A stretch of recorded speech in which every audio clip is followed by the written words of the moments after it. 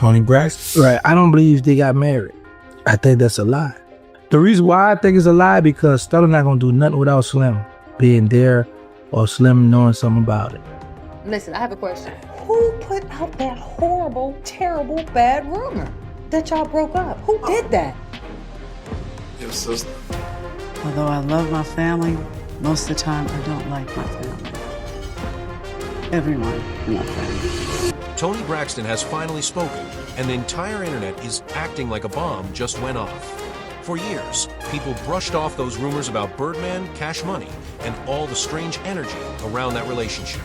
But now that Toni's giving her side, everything sounds a whole lot darker than on the outside. Their romance looked like an odd but harmless pairing, an R&B legend linked to one of the most powerful men in rap.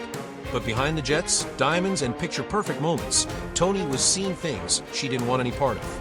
Her exit wasn't about boredom. It was about survival, and yes, what people whispered for years. That quiet marriage, it happened. Paperwork witnesses all of it, and 2 weeks later, it imploded. Toni scrubbed her socials like she was trying to erase a nightmare. She knew exactly what she was walking away from. That Birdman's name has always circled around rumors, late-night meetings, strange loyalty customs, and deals that felt spiritual rather than business. Even Cash Money vets hinted for years that something wasn't right. Toni didn't need a second opinion. She saw enough and chose peace. It was weird to me when I got the Cash Money. It was the weirdest thing.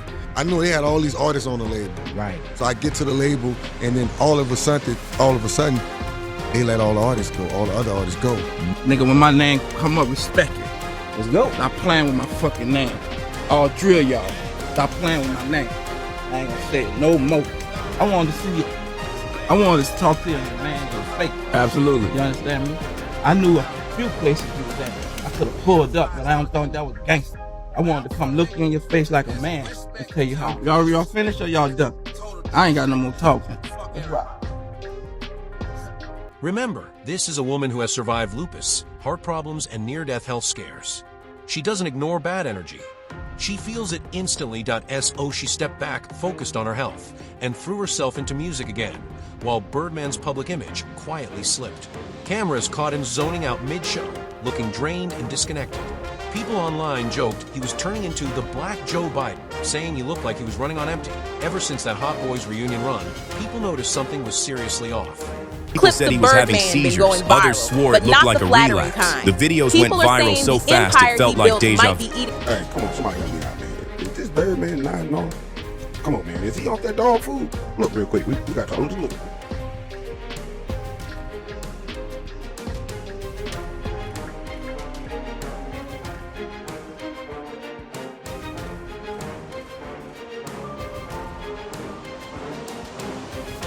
During one show, Birdman stood under those blazing stage lights completely out of it, eyes half closed, body swaying, like his spirit stepped away mid-performance. The crowd froze before the internet caught fire. Clips of him slurring words spread everywhere. It wasn't just a bad night. It felt like watching a giant collapsing under the weight of his own empire. His camp rushed to fix the narrative. BG laughed it off, saying Birdman just couldn't read the teleprompter. Fans weren't buying it. Exhaustion? Maybe. Stress? Possibly. Or something deeper catching up, because when you remember how many Cash Money artists vanished, crumbled, or broke away, that moment hits harder. What Toni walked away from wasn't a breakup. It was a machine that drained everyone plugged into it. And then there were the ritual whispers, not witchcraft, but power rituals. Loyalty, fear, control. The kisses, the nicknames, the matching tattoos, symbols, not affection. Being in Cash Money wasn't a contract. It was a commitment.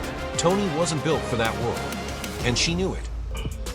Can't no nigga hurt me worse than I already been hurt. I lost my mama, my daddy, my brother, my sister, my grandmother, my grandfather, my grandmothers on both sides, my partners. I'm already dead, nigga, inside. So this little funny shit that I chose music, I'm not tripping. No, nobody won't see nobody die anyway, so I ain't tripping, brother. If that real, let's go bozo about it. Let's see who gonna kill and who gonna die, who real and who fake. But besides that, I ain't trying to do that shit, bro. I'm not trying to do it. I'm already damaged. I was born damaged. So this shit here is sweet to me. I chose a music business, and this shit's supposed to be all about money. If a nigga not thinking money with this shit, they tripping. And that's why a lot of them getting inflicted. And, you know, it took me a long time to get where I'm at. Because when I was young, I was thinking like these youngsters, bro. We got the big guns with all the money. We doing all that shit. Except we didn't have social media. Just 2 days after saying I do, Toni filed for divorce, calling it an irretrievably broken marriage. By early 2025, she withdrew the filing, but fans saw the signs: missing photos, icy silence, and deleted posts. Then Birdman snapped back. He hit social media accusing Toni of using him, calling her a gold digger, and even claiming she pawned her engagement ring while asking for $160 million. Once blogs picked it up, chaos erupted. Audiences split. Team Toni versus Team Birdman. R&B fans saw Toni as the victim. Trap fans treated Birdman like a boss who wouldn't fold. Financially, Birdman got lucky. The case was dismissed. Toni wasn't as fortunate. The $160 million headline made people question her motives. Old bankruptcy stories resurfaced, and some brands paused partnerships. Still, her music surged on streaming, and her financial wellness documentary saw a revival. Meanwhile, Cash Money itself took a hit. Collabs paused. Producers backed away. The family image, gone. But Birdman flipped the scandal into free promo, using the drama to push Rich Gang releases. Streams climbed off pure curiosity. Toni walked away with dignity, sympathy, and renewed attention. But the Birdman-Toni alliance, dead forever. Oh, y'all so cute. Look at that. I'm still a gangster. Doesn't matter. It's okay to be soft every now and then. Why would I have to be soft? It's putting your guards down because you with the woman that you love. But I don't have to put my guard down. With the woman that you love. So to be with the woman I love, I got to put my guard down? Yeah, you have to. No. He's always been aloof. He doesn't like people knowing about him. And I always tell him, babe, you need to change the narrative. Because people don't know the gentle side. He's really a gentle giant. I don't think people know that about him. He's very sincere and heartwarming. He's a really great guy. Every woman don't want that hard side all the time. She can fling on her low? I don't know anything. You over smoking, so you must know something. I can always overspeak because that's what I'm going to do. She happy. I ain't got money because I'm going to make sure of that. So what's the problem with you and me? The fallout didn't stop there. Cash Money's foundation started cracking. Artists tied to Wayne's Young Money pulled back. Producers froze deals, and Birdman? He did what he always does, turn chaos into strategy. He used the headlines to pump life into his projects and keep control of the label. But the cost was huge. His public goodwill evaporated. Toni regained her footing. Birdman kept the company. But the old Cash Money power circle was officially finished. Then the money talk got loud. Cash Money's financial rituals had been legend for decades. Even Jadakiss joked on stage saying, "I love Bird, but those contracts different." He wasn't lying.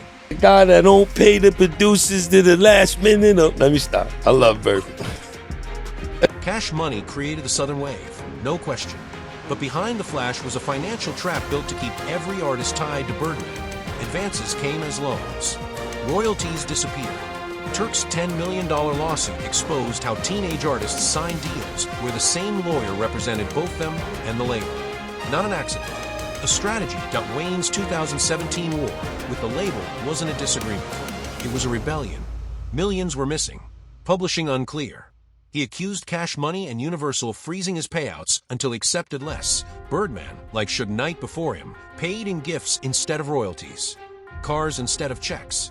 Chains instead of ownership. IT looked generous. It wasn't. It kept artists locked for years.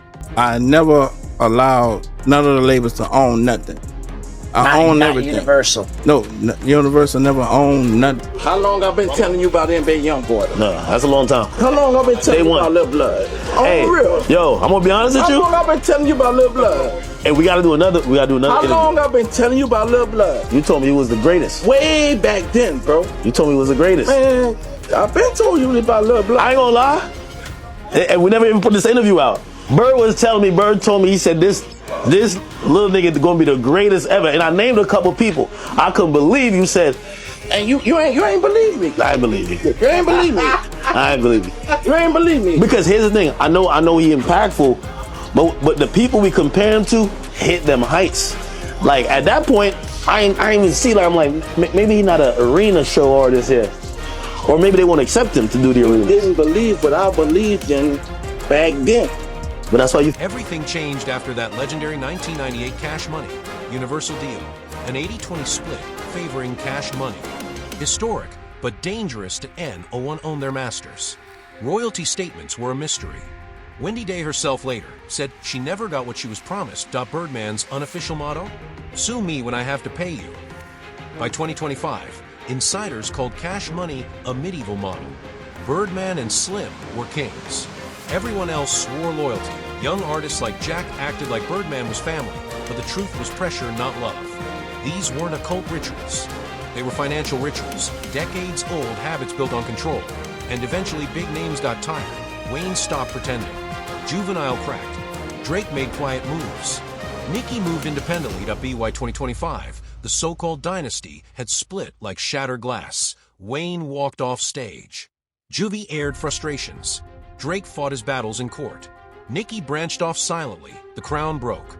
Each jewel rolled in a different direction. Then came the leaks, studio arguments, canceled tour shows, ghosted appearances.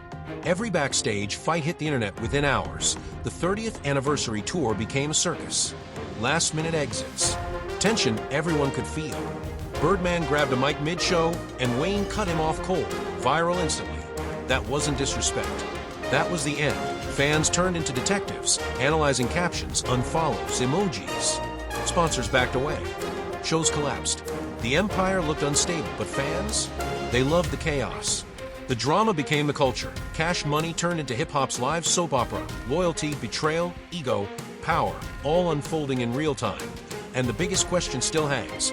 Was this karma finally catching up, or just the price of too much control?